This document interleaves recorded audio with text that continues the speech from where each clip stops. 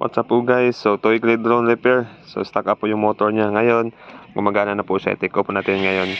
Front right motor nag-stock up. Pinalitan po natin ng brush motor. So meron po tayong isa pa ayusin.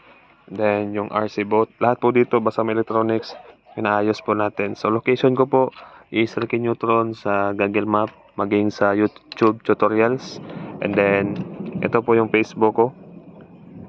Alcibar Ricky space dalawang I. So sa mga gusto po magpa-repair, pwede nyo po ipadala dito. So try po natin siya, sana hindi maglobat para makita natin na okay na yung pinayos nila na drone. Itong cellphone is design lang muna to. So take off natin. Yan po. Yan. Tuwag ka lang muna natin.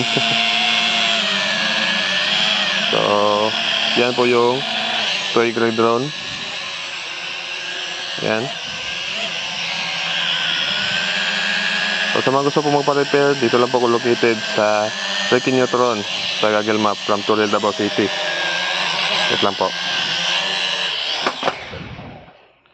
Yan. So, meron po siya mga option dyan. Speed, recording, auto take off. So,